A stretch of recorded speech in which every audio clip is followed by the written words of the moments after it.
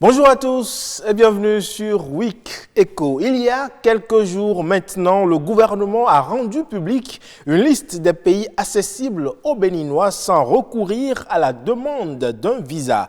Une mesure certes effective à des conditions spécifiques, mais qui constitue un important levier de la politique étrangère. Surtout que déjà dans son rapport 2018 relatif à l'ouverture des visas en Afrique, la Banque africaine de développement avait salué la haute performance du Bénin qui est premier au classement de l'indice d'ouverture sur les visas en Afrique. Mais quel intérêt le Bénin a à signer des accords de suppression de visas? En quoi cela peut-il impacter positivement le développement du Bénin? Question au menu du décryptage avec les confrères. Et un autre invité avec lequel on parle des arts, de la musique et du showbiz. Un milieu à l'agonie au Bénin, surtout par ces temps de Covid-19 où il n'y a ni concert ni showcase. Comment se porte le milieu du showbiz béninois et pourquoi le Bénin peine-t-il encore à avoir une identité musicale? Un invité, manager d'artistes, sera avec nous pour en parler. C'est donc parti pour 52 minutes d'émission, d'échange avec les confrères et d'éclairage. Le premier arrêt qu'on marque, c'est le mini-journal. À la présentation, Nadège Omolade Sani.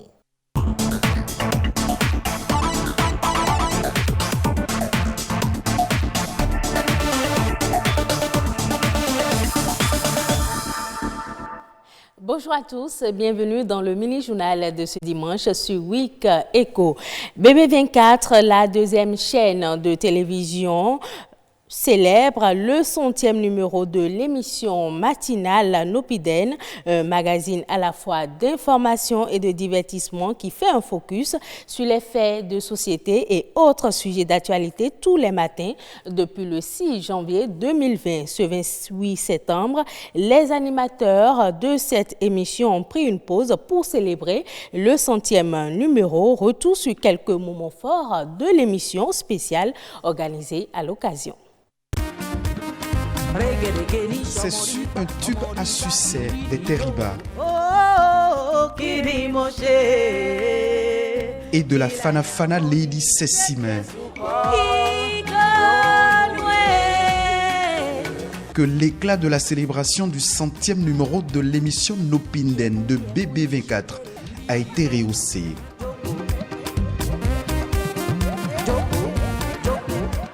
Nous voulons une émission de bonne humeur qui mette les gens à l'aise le matin quand ils se réveillent, qui les détendent. C'est de là qu'est partie l'idée. L'idée de Nopinden a ainsi germé et devient une émission matinale de la deuxième chaîne de télévision de l'ORTB depuis le 6 janvier 2020.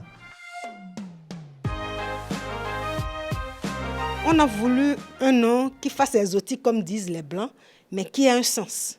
Donc, on a été aux langues nationales et on leur a dit de nous dire bonjour dans toutes les langues qui existent. On a enregistré. Quand on est venu à la production, on a joué. On a été d'accord sur Nopinden. Et le 100e numéro de votre émission matinale Nopinden, c'est ce jour. Pour ce rendez-vous spécial de Nopinden, plusieurs grands moments de télé ont une fois de plus fidélisé les téléspectateurs, dont les merveilles du Bénin. Les minutes de l'humour. J'ai beaucoup voyagé, j'ai fait beaucoup de pays, comme Akpapa, Cotonou. Akpapa n'est pas pays. Bon, le clip du jour.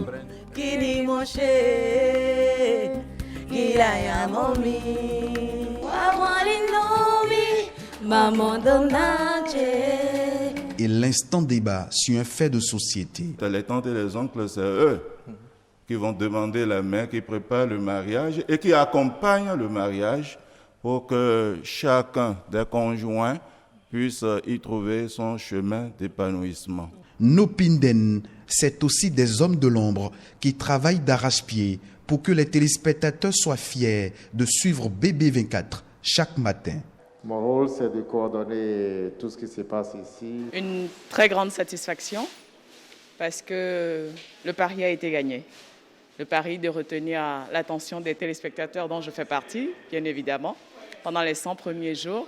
Et pour marquer d'un cachet spécial les 100 premiers numéros de Nopinden, la direction des relations publiques de l'ORTB y a mis du sien. J'ai effectivement pris part à l'émission spéciale avec beaucoup de plaisir parce que cela m'a permis de voir tout le travail justement qui s'abat par les différents acteurs que vous êtes afin que les téléspectateurs véritablement puissent être maintenus.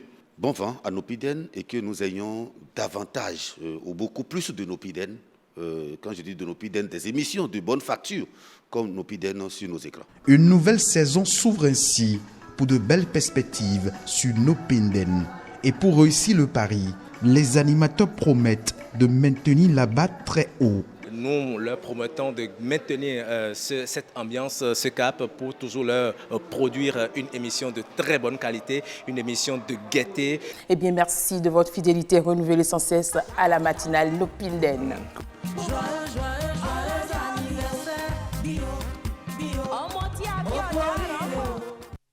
La mer occupe la plus grande partie de la surface terrestre. La mondialisation des économies repose sur la libre circulation des flux maritimes. C'est par la mer que transitent 90% des marchandises échangées dans le monde. Aussi, 30% des hydrocarbures consommés dans le monde proviennent de la mer. C'est un véritable enjeu de trafic maritime et de navigation. Cependant, au-delà du rôle qu'elle joue, la mer est essentielle pour la croissance de toute nation. José Daniel Sosa nous édifie un peu plus à travers cet élément que je vous invite à suivre. Son importance pour le développement de l'écosystème n'est pas toujours perceptible. La mer joue un rôle important dans la croissance économique de toute nation. Elle couvre une grande partie de la surface du globe. Notre survie sur Terre en dépend. En matière de biodiversité, il y a plus d'espèces au niveau des mers que dans les océans, parce que c'est interne au continent.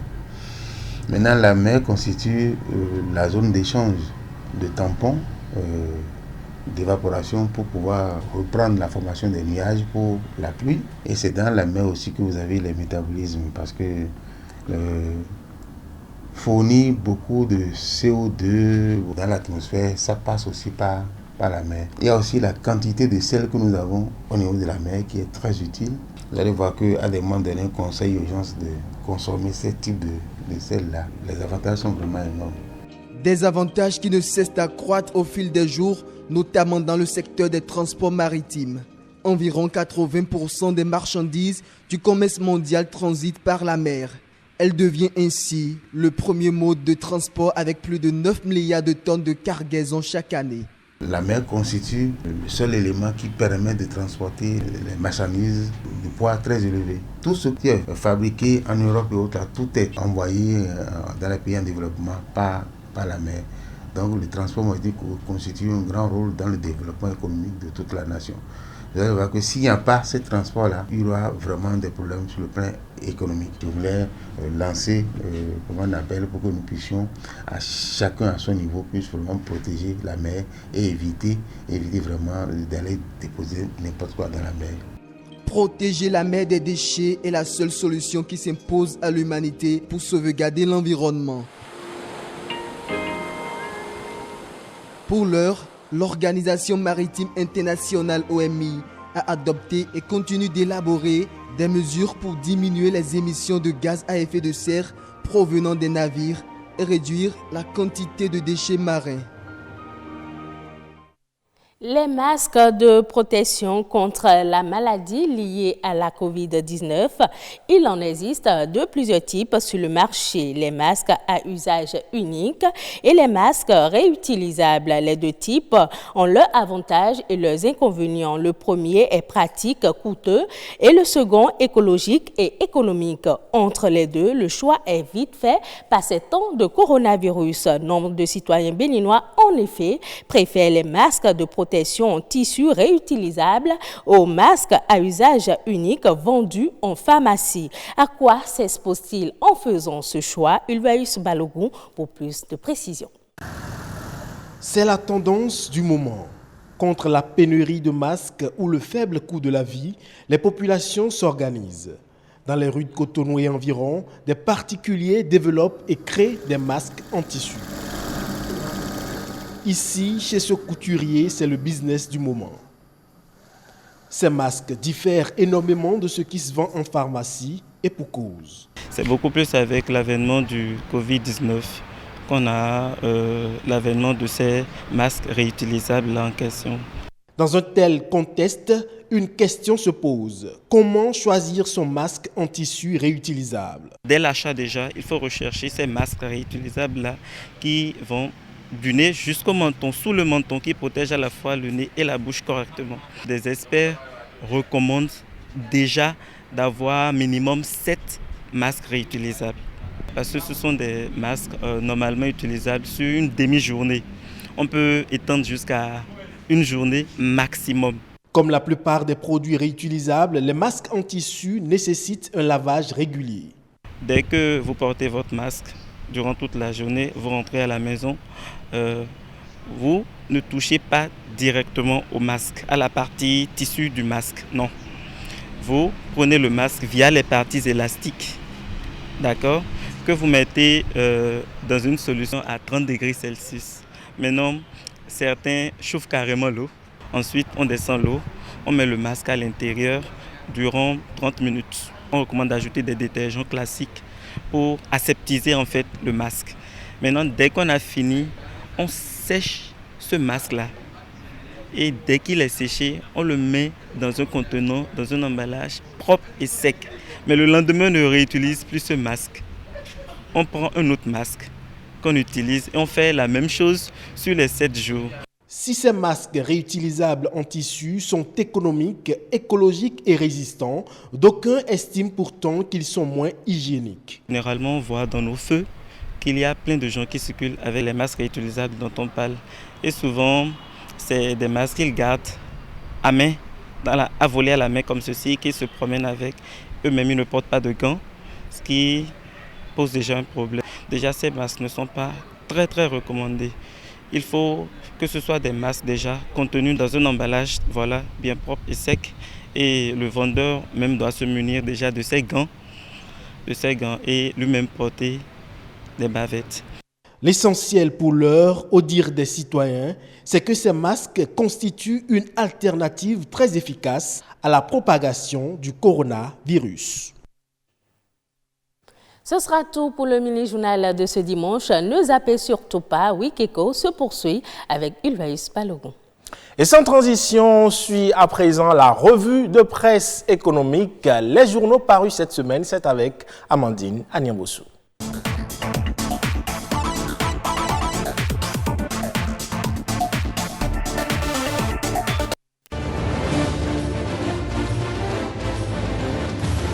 Bonjour et bienvenue dans la revue de presse économique de Week Eco. Gestion des évacuations sanitaires, près de 20 milliards d'économies réalisées. C'est l'information à lire à la une du quotidien La Nation du jeudi 1er octobre 2020. Le ministre de la Santé a présenté au Conseil des ministres un compte rendu de la gestion des évacuations sanitaires entre 2018 et 2020. Il en ressort donc une nette amélioration des ressources engagées par l'État. L'Indépendant abonde dans le même sens et précise que tout bénéficiaire d'évacuation sanitaire sera pris en charge à 80% par l'État béninois. Et comme alternative aux évacuations sanitaires, le Bénin envisage la construction d'hôpitaux modernes de référence. La priorité nous annonce que les ministres Roupati et Tonato ont donné le top des travaux de construction de l'hôpital de référence d'Abomey-Calavi. D'un coût total de 116 milliards de francs CFA, les travaux sont prévus pour durer 36 mois. Pour la presse du jour, l'hôpital aura une capacité de 436 lits et ce projet fera du Bénin le hub en matière de soins de santé de qualité avec des équipements de pointe. L'école s'éveille ce jour, affiche en sa manchette de lundi 28 septembre 2020 Le Progrès. Selon lui, toutes les dispositions sont prises pour assurer une année scolaire paisible.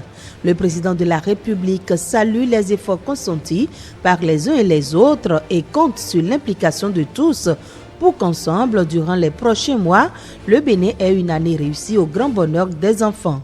La presse du jour a publié in extenso le message de Patrice Talon qui est un message d'espoir pour une année réussie. La rentrée s'ouvre dans un contexte de propagation du Covid-19 et l'événement précis fait savoir que les écoles, collèges et universités font front au Covid-19 et ouvrent leurs portes. La Nation, quant à elle, titre à sa une « Pour une année scolaire apaisée, le président Patrice Talon rassure la qualité de l'offre éducative renforcée ».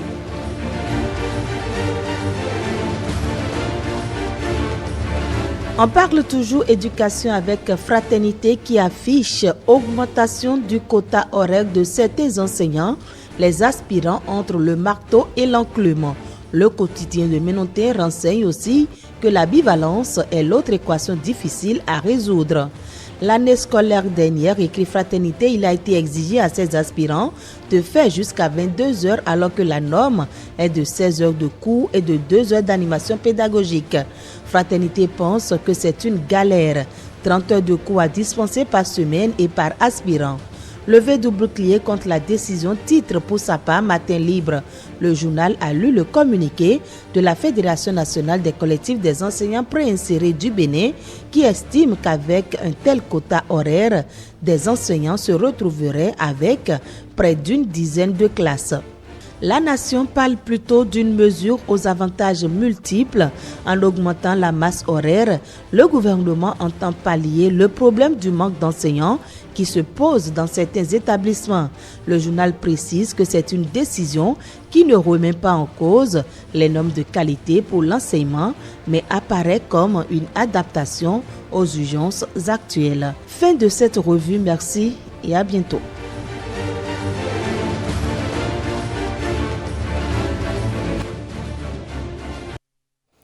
Merci, au plaisir de vous retrouver très bientôt avec la revue de presse Amandine Anyambossou. Et nous ici, les confrères, ils sont déjà en place. On installe le plateau décryptage.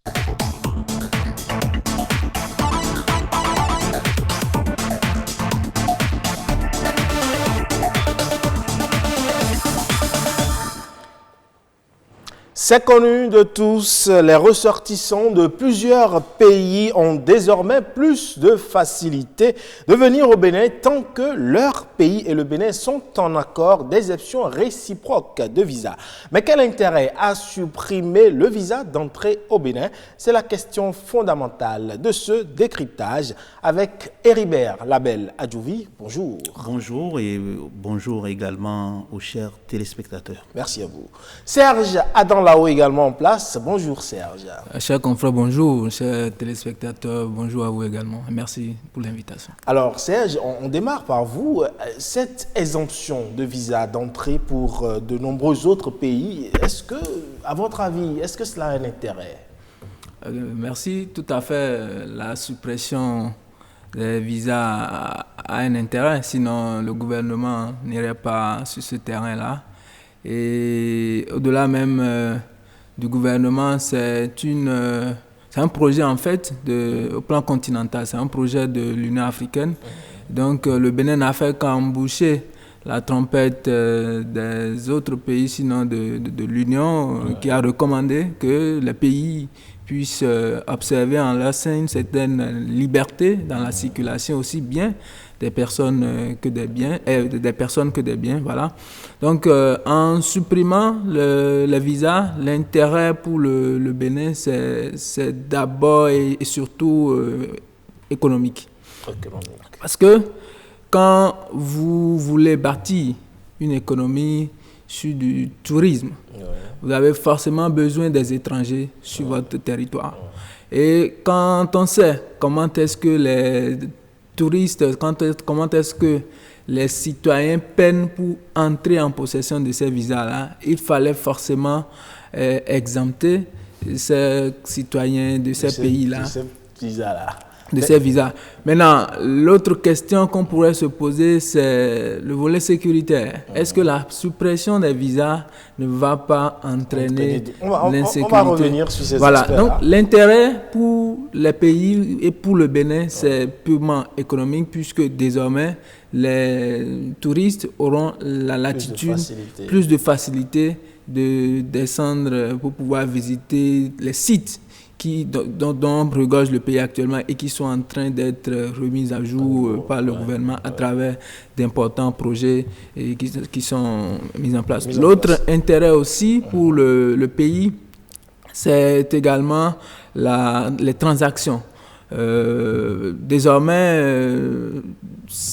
des partenaires économiques, des hommes d'affaires pourront faire circuler leurs produits aussi bien au Bénin que dans les autres pays. Avant, par exemple, quand je me réfère à un rapport de la Banque mondiale, pour pouvoir faire circuler aux produits dans les pays de l'Afrique, il fallait avoir plus de 1000 certificats, plus de 1000 autorisations. Vous voyez?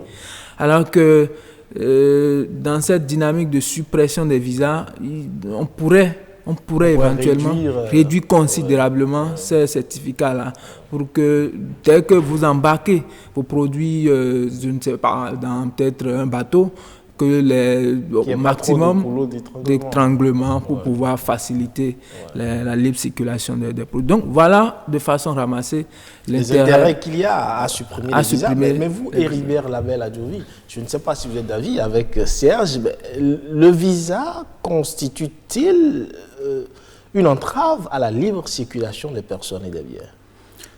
A priori non, parce que le visa, c'est pour toujours permettre, comme on a parlé de l'affaire sécurité, pouvoir savoir exactement qui rentre, qui sort. Mais sans visa aussi, l'essentiel, c'est qu'on ait un fichier.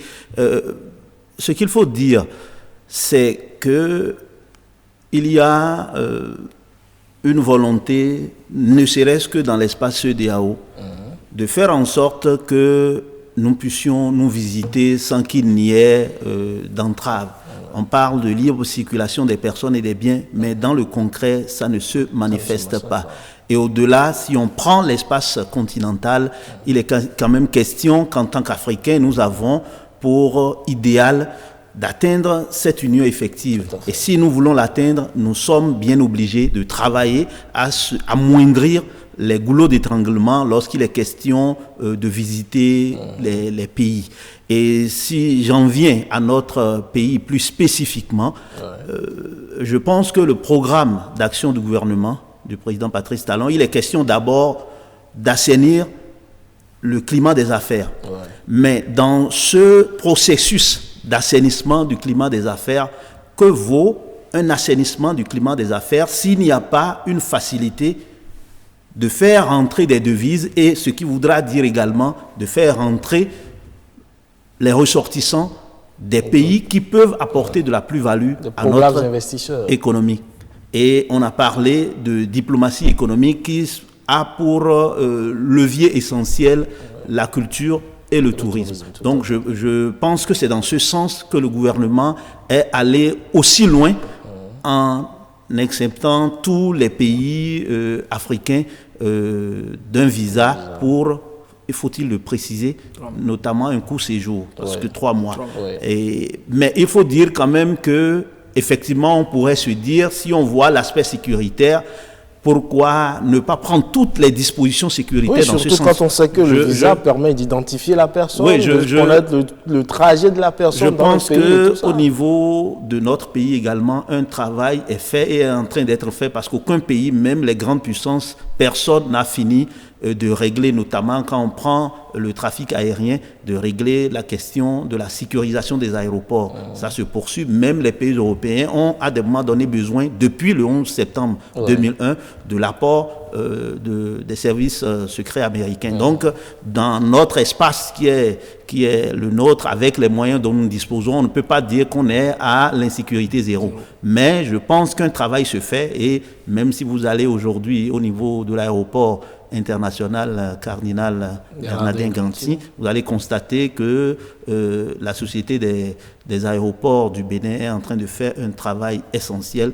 pour non seulement agrandir, mais renforcer le système de sécurité. Je pense que tout cela participe vraiment de rendre non seulement opérationnelle cette exemption de visa, mais que cela n'ait pas de conséquences néfastes ou du moins amoindrir au maximum les risques. Alors on parle sécurité, donc Heribert a si bien mis les pieds dans le plat, c'est que exempter d'autres citoyens de visa nous expose à des questions de sécurité et d'immigration. C'est vrai, Heribert a mis l'accent sur beaucoup de choses qui sont en train d'être faites, mais ça n'empêche quand même que moi, citoyen, je ne peux pas accepter quand même que n'importe qui entre sur le territoire béninois comme ça, sans qu'on soit sûr de ce que la personne va faire durant ces 3 mois, qu'on ne puisse suivre cette personne-là. On n'a pas encore autant de moyens pour suivre chaque personne qui entre sur le territoire.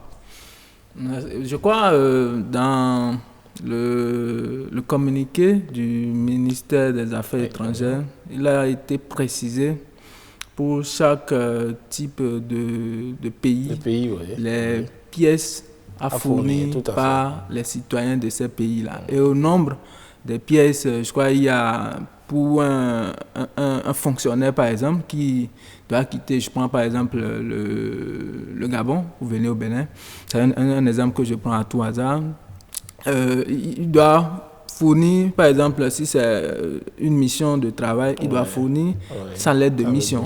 Ce qui veut dire que le citoyen en question vient au Bénin pour un travail ponctuel, un travail donné. Il ne vient pas en villégiature, il ne vient pas... Mais durant ce travail-là, il peut en profiter pour faire autre chose. On n'est même pas un policier derrière lui. Mais vous n'êtes pas... Moi, quand même, l'État va prendre ses responsabilités. Ce n'est pas parce qu'on a supprimé les visas pour 3 mois que les frontières seront ouvertes à volo et chacun viendra faire ce qu'il veut. Non, c'est sûr. Comme l'a dit Heribert, il doit avoir au niveau de l'aéroport un système de contrôle qui puisse enregistrer systématiquement ceux qui viennent et pouvoir les suivre sur l'étendue du territoire. Et parmi les conditions à remplir avant de venir au Bénin, il y a également que vous devez préciser là où vous voulez résider, par exemple, en venant sur le territoire. Donc ça permet déjà à la police républicaine et aux forces de sécurité publique d'avoir une idée sur votre lieu de résidence et, si possible, vous surveiller sur l'étendue. C'est vrai, il n'y a pas de sécurité à 100%. À 100%, mais l'essentiel quand même doit pouvoir être mis en place pour qu'on ne puisse pas assister à des scènes d'insécurité sur le territoire. C'est sûr, si ça devait arriver, les dispositions seraient prises par aussi bien la police républicaine que... Alors, vous évoquiez, lors de votre première prise de parole, les aspects, l'intérêt économique qu'on a à ouvrir ainsi nos frontières. Aujourd'hui, ouvrir nos frontières de façon économique, c'est-à-dire, on sait que le tourisme, par exemple, est pourvoyeur de richesses. Heribert l'a dit, culture, tourisme sont des aspects sur lesquels on travaille beaucoup pour apporter des devises au Bénin. Et aujourd'hui, on est en train de construire des sites touristiques, on est en train de mettre des choses en place. Cet intérêt-là, on peut le monnayer encore plus, non? Oui, c'est même pour ça que je présume que la décision d'exemption de visa a été prise par le pouvoir en place. Monnayer plus de ce côté-là, oui, parce que il faut forcément que les tracasseries puissent être amoindries aussi bien aux Béninois qu'à d'autres citoyens d'autres pays qui viendront au Bénin pour pouvoir passer, je ne sais pas, 2 jours ou 1 mois de vacances ou de congés. Pour ceux qui ont l'habitude de fréquenter les consulats et autres pour obtenir des visas, c'est vrai, dans certains consulats, l'obtention de visa n'est pas un calvaire. Si vous avez vos pièces à jour en 24 heures ou en 48 heures plus, vous avez votre visa. Mais dans d'autres consulats, c'est la croix et la bannière. Et il fallait forcément régler ce problème-là. Et je crois que la décision, elle est la bienvenue. Quand vous mettez en place une politique axée sur la valorisation des sites touristiques, il faut forcément aller sur ce terrain. Le terrain qui permet de venir dans votre pays sans réfléchir, sans penser aux contraintes liées au visa. C'est ce qui a été fait par le programme en place. On va souhaiter que la décision puisse être vraiment respectée et suivie à la lettre. Parce que ce n'est pas les décisions qui manquent dans ce pays.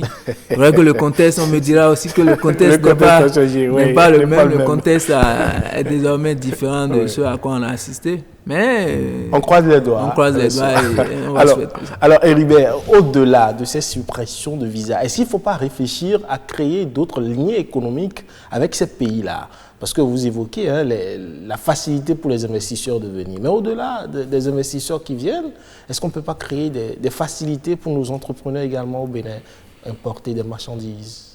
Mais bien sûr que ça existe. Bien sûr que ça existe. Nous n'avons pas la Chambre de commerce et d'industrie du Bénin pour rien. Le gouvernement n'a pas travaillé sur l'amélioration du climat des affaires pour rien. Il est question à la fois que des partenaires étrangers qui doivent venir au Bénin aient plus de facilités, et au nombre de ces facilités, il y a également cette exemption de visa de court séjour. Mais nos compatriotes qui sont des opérateurs économiques, qui doivent aller faire des affaires à l'étranger également, je pense que bien des dispositions sont prises pour faciliter ces échanges entre partenaires privés ou publics-privés. Il faut dire que nous sommes obligés évidemment de tenir compte des moyens qui sont les nôtres, mais on peut quand même saluer le courage du gouvernement pour être allé là, parce que le gouvernement, considérant que travaillant sur les tests par rapport à l'amélioration du climat des affaires, et également côté sécurité, le fait de joindre la gendarmerie et la police, quoi qu'on dise, avec la police républicaine, il y a un certain cadrage, si j'ose m'exprimer ainsi, du territoire, et sans oublier le numérique dans lequel nous faisons beaucoup d'efforts. Je pense que dans la sous-région, nous sommes, ne serait-ce que l'espace UMOA, en tête de pont. Donc ces trois aspects-là, l'amélioration du climat des affaires, la sécurisation à travers la police républicaine, sans oublier le travail qui se fait au niveau de nos militaires, mais aussi le numérique. Tout cela mis ensemble, ça permet, même si on ne peut pas amener une insécurité complètement nulle, ça permet quand même de tracer ceux qui viennent, ceux qui doivent sortir. Et quand on parle d'aéroport, déjà, vous savez, c'est des pièces que vous donnez, même d'où vous venez, et tout ça est contrôlé dans l'espace aérien. Donc, je pense que c'est un courage, même si il faut reconnaître que nous sommes allés beaucoup plus loin que d'autres pays, parce que quand même dans le domaine de la diplomatie, il y a la question aussi de la réciprocité. Et par rapport aux autres pays, même déjà africains, il y a certains qui ne sont pas allés aussi loin que nous. Mais bon, comme le Bénin sert toujours d'exemple, de modèle, je pense que dans ce sens-là également, nous servons de modèle. Et d'ailleurs, nous avons été appréciés par rapport à ça, et également par rapport au fait que le visa électronique est possible aujourd'hui. Et il y a bien de possibilités, sans forcément se déplacer, de prendre son visa, de venir au pays. Et donc, je pense qu'il faut prendre des risques et en même temps faire en sorte qu'on améliore le dispositif. Et c'est dans ce sens que ce qui se passe aujourd'hui à l'aéroport Alors, l'autre chose à laquelle je pense, c'est le tourisme interpays. Vous savez, ça offre la possibilité aux gens de venir visiter nos sites touristiques, mais en retour, est-ce qu'on est sûr que les Béninois peuvent aller à l'extérieur pour également visiter des sites touristiques dans les mêmes conditions? Oui, déjà, même avant de parler de tourisme, il y a le fait que, oui, nous faisons l'exemption de visa, mais il va falloir que nous travaillions à avoir beaucoup de produits à exporter. Nous avons cette faiblesse vis-à-vis des autres. Oui, nous ouvrons nos frontières, même si eux-mêmes ouvraient exactement leurs frontières comme nous n'avons pas assez de produits que nous pouvons exporter. Mais là également, je pense qu'il y a dans le programme du gouvernement un travail qui se fait pour que nous ayons des zones d'activité agricole. Je parle comme un profane, mais je pense que c'est un peu ça. Oui, il y a un travail qui se fait. Voilà, qui se fait dans ce sens. C'est très important. Si vous ouvrez vos frontières, même si les autres ouvrent leurs frontières, si vous n'avez pas assez de produits, vous êtes pénalisé. Et c'est pas que le Bénin, c'est bien presque tous les pays africains, sauf quelques-uns qui arrivent à tirer leur épingle du jeu. Donc il y a cet aspect-là. Il est nécessaire que nous renforçons notre tissu agricole. Dans la période révolutionnaire, on avait commencé, on n'a pas poursuivi. Je pense que le programme d'action du gouvernement met l'accent là-dessus. Je pense que d'ici quelques années, ça sera vraiment opérationnel. Maintenant, pour en venir au tourisme et culture parce que si les gens viennent dans votre pays, au-delà du paysage, tout ça, s'il y a des sites touristiques, et nous en avons beaucoup, il y a quand même beaucoup de moyens qui sont investis, qui sont en train d'être investis dans ce sens au niveau de nos villes historiques. Je pense que quand tout cela, d'ici 2 ans, 3 ans, tout cela sera vraiment mis en place, nous allons bénéficier de cette ouverture que nous faisons sur le monde, sans oublier que ça, il ne faut pas oublier, le Bénin est quand même, quoi qu'on dise, un laboratoire de tout ce qui doit venir de l'Afrique. Oui. Alors, au-delà du fait qu'on soit un laboratoire, comme le dit Héribert, il y a un travail à faire au niveau des Béninois. Plus d'exportation, même nos artisans, parce que touristiquement parlant, si les gens viennent, ils doivent acheter des choses. Donc ça oblige même nos artisans, nos sculpteurs à réinventer, à travailler encore plus. Oui, tout à fait. Je crois qu'il y a le gouvernement qui travaille dans ce sens-là. Et le mois d'octobre, par exemple, je crois même que c'est la philosophie même de l'initiative gouvernementale. Le mois d'octobre a été dédié au mois Made in Benin. C'est un mois au cours duquel le consommation local est valorisé, c'est-à-dire au plan culinaire, au plan vestimentaire, tout ce que les gens doivent pouvoir utiliser au plan national, au plan local. Il faudrait que ça soit typiquement béninois. Quand vous mettez en place une telle politique, ça permet aux artistes, ça permet aux artisans et à toute la chaîne, de se préparer, d'avoir quelque chose à exporter pour pouvoir en retour gagner des devises pour alimenter l'économie nationale. Et quand c'est comme ça, il y aura forcément de répercussions sur l'économie nationale, comme vous le disiez tantôt. Merci à vous, chers confrères. Serge Adam-Lao du quotidien Le Matinal. Merci d'être passé sur ce plateau. Et Héribert Label Adjovi, journaliste écrivain. Merci d'être également passé sur ce plateau. Merci beaucoup. On poursuit à présent avec le dossier de la semaine.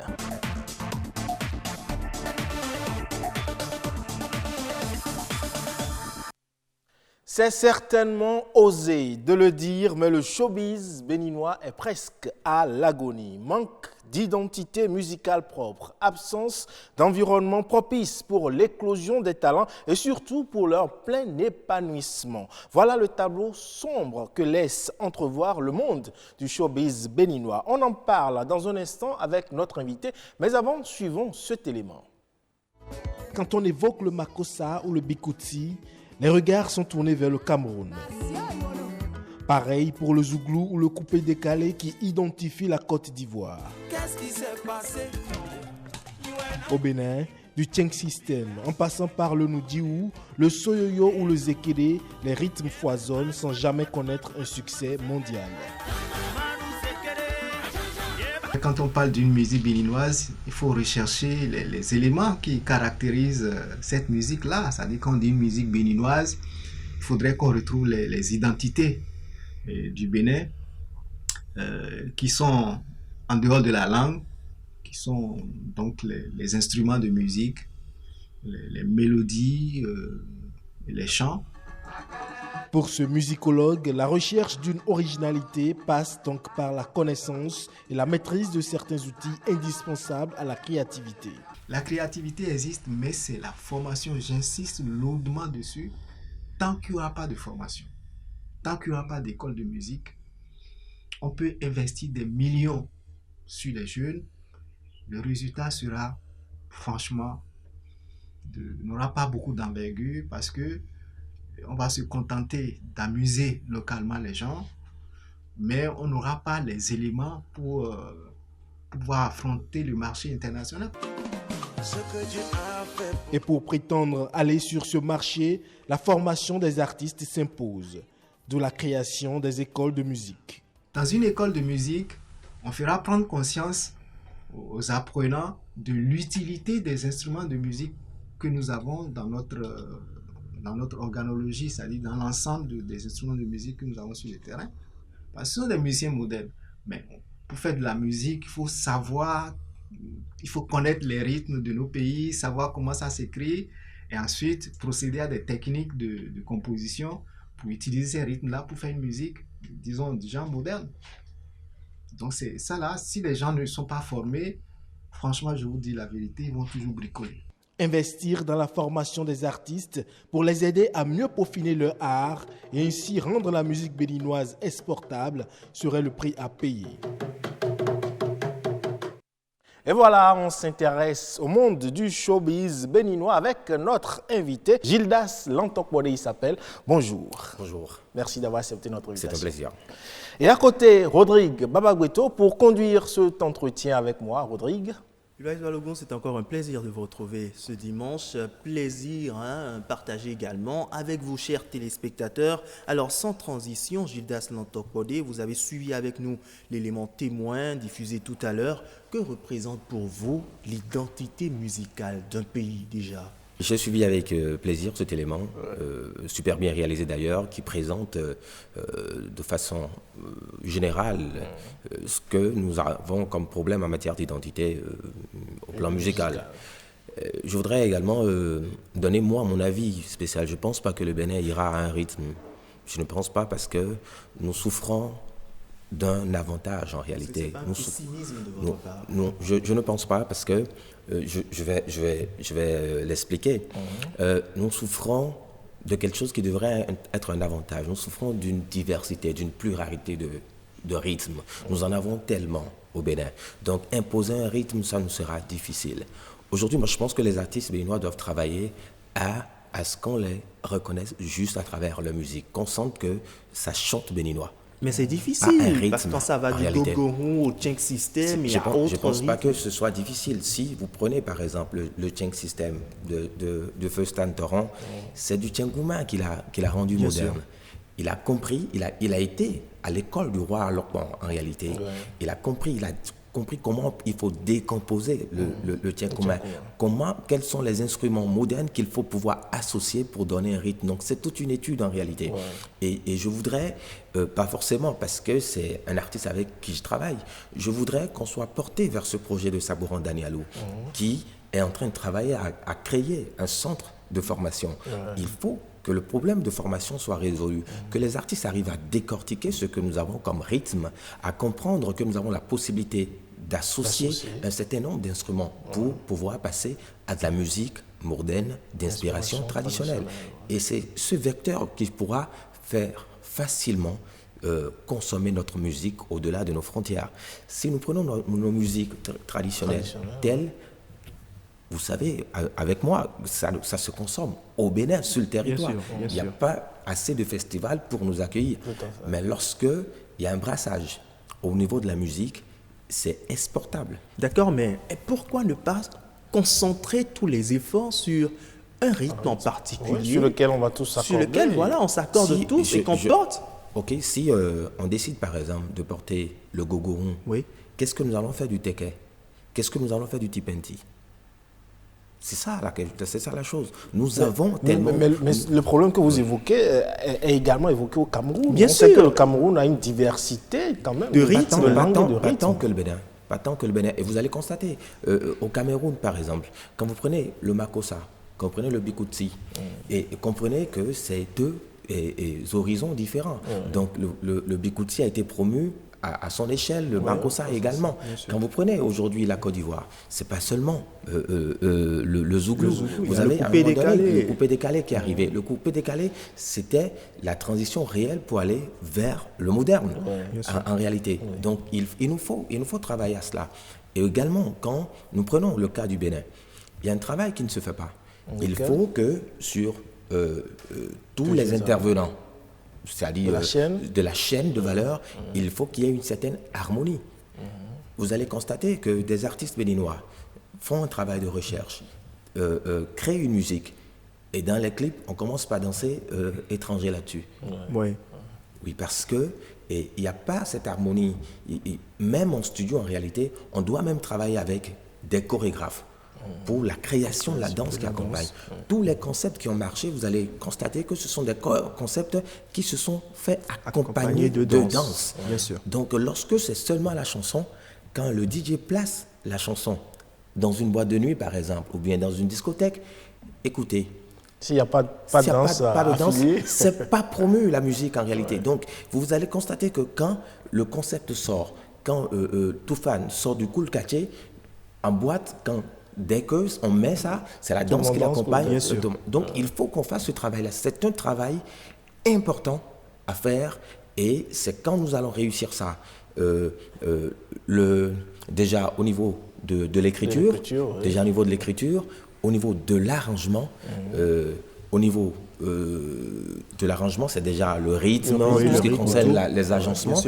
Et maintenant, avec les chorégraphes, on fait un travail d'ensemble. Alors, vous dénoncez tellement de choses. Faut-il en déduire que le showbiz béninois est agonisant? Je peux dire oui, comme je peux dire non, parce que si aujourd'hui nous prenons la musique que font les artistes au Bénin, c'est une musique qui se porte mieux en réalité, parce qu'il y a un travail qui se fait. Bien sûr. Et ce travail ne se fait pas sans une équipe. Aujourd'hui, l'artiste béninois sait qu'il faut s'entourer d'une équipe en réalité. Il faut avoir un staff technique, un staff managérial, un chargé de communication, et tout ce travail se fait de plus en plus au Bénin aujourd'hui. Ça veut dire que l'industrie culturelle, que nous appelons communément showbiz, et ça veut dire que l'industrie s'organise de mieux en mieux. Et la question liée à la formation doit revenir également là, parce que qui est manager et qui est artiste. Bien sûr, parce qu'une chose est de se faire entourer d'un staff, mais une chose est de se faire entourer d'un staff composé de spécialistes. Absolument, absolument.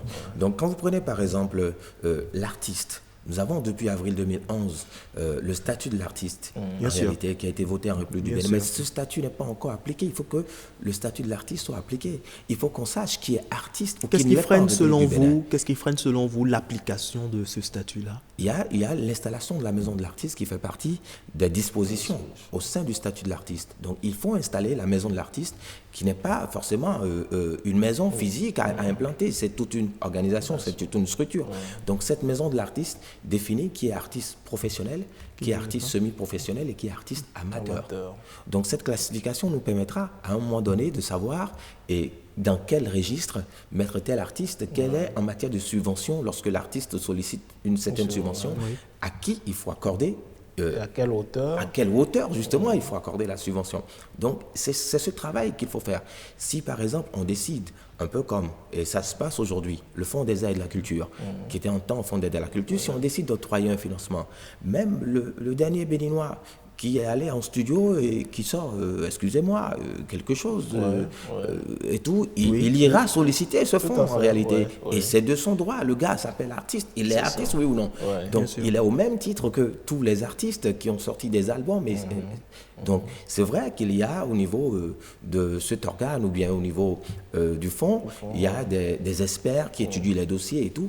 Mais déjà, il faut créer un filtre pour que tout le monde ne se sente pas dans la chose. Il faut qu'on sache clairement qui est qui dans le secteur pour pouvoir aller véritablement dans un certain développement au plan culturel ou au plan musical. Et en attendant justement qu'on y arrive, de quoi vit concrètement un artiste béninois?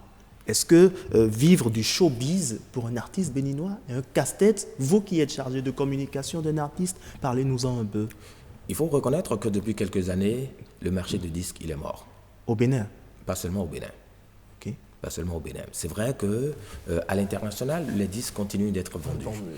Mais tout compte fait, ça a pris un coup au plan mondial. Bien sûr, marché avec l'évolution de la technologie, avec l'évolution de la technologie, les clés USB, les cartes mémoire, les disques durs, les téléphones, les smarts et tout.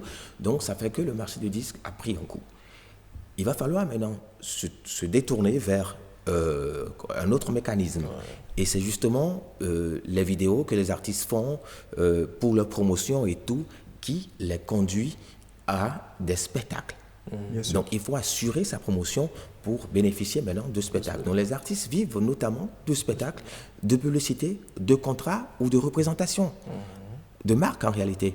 Donc un artiste qui n'a pas la chance d'avoir des disques qu'il vend, qui n'a pas la chance d'avoir de la promotion, qui n'a pas la chance d'avoir des concerts, de contrats de publicité, comprenez en même temps que ce sera difficile pour cet artiste de vivre. Du coup, avec la crise sanitaire que nous traversons actuellement, ça doit être vraiment dramatique, carrément. Il y a plus de spectacles, en tout cas. Je pense qu'avec cette crise sanitaire, non seulement j'ai l'habitude de dire quelque chose, quand j'aborde cet aspect, je dis il vaut mieux prendre cette crise positivement. Je vais m'expliquer. Vous savez, lorsque la crise, elle est générale, est-ce que tout le monde va continuer à se plaindre? Je pense que non. Il faut que les artistes sachent que cette crise, c'est une véritable leçon. Il faut en tirer, parce que des difficultés, il faut pouvoir tirer des opportunités. Bien sûr. Donc, il faut que les artistes comprennent que parfois, il faut se donner du temps pour la création. C'est vrai, on ne crée pas le ventre vide, mais il faut se donner du temps, il faut se donner parfois, il faut se retirer. Il faut prendre du recul. Il faut prendre du recul, créer et tout. Il y a beaucoup d'artistes qui ont utilisé ces temps pour se former sur l'Internet. Il y a beaucoup d'artistes qui ont écrit tellement de chansons, ou bien et qui ont créé tellement d'œuvres, surtout les artistes plasticiens et tout. Donc, il y a ce profit qu'il faut tirer. Dire également que cette crise a attiré l'attention d'un certain nombre de personnes, notamment du milieu artistique. Et culturel, de comprendre que quand vous avez des revenus de ce que vous faites, il ne suffit pas de changer de train de vie, mais il faut réinvestir. Parce que pour faire face aux périodes de soudure. Absolument. Parce que même quand nous mettons de côté cette crise sanitaire, il faut dire que l'artiste ne tourne pas en plein temps. Il y a des périodes de vaches maigres où vous n'avez pas de contrat, vous n'avez pas de sortie. Ça arrive pour tous les artistes. Donc il faut que cette crise serve de leçon à nous tous qui sommes du secteur. Nous, en tant que présentateurs d'événements, s'il n'y a pas de spectacle, est-ce qu'on va demander à un présentateur, tu iras faire quoi? Tu iras animer quoi en réalité?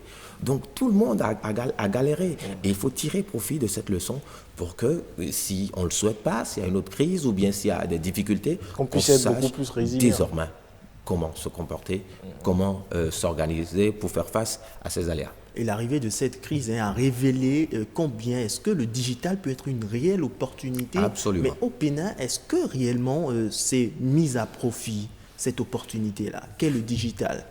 Oui, je pense que le digital est très bien exploité, est déjà très bien exploité, parce que vous allez constater que sur les réseaux sociaux aujourd'hui, déjà le coming soon, avant la sortie, il y a déjà le coming soon sur les réseaux sociaux, des teasers, ce qui n'existait pas en réalité, et les médias classiques sont en train de recevoir un coup, naturellement. Il faut oser le dire. Bien sûr. Et c'est le moment de lancer un appel à tous ces médias classiques, de comprendre qu'à côté de l'aspect classique, il faut mettre le digital. On fait donc appel à une reconversion. Il faut forcément une reconversion, il faut une réorganisation en réalité.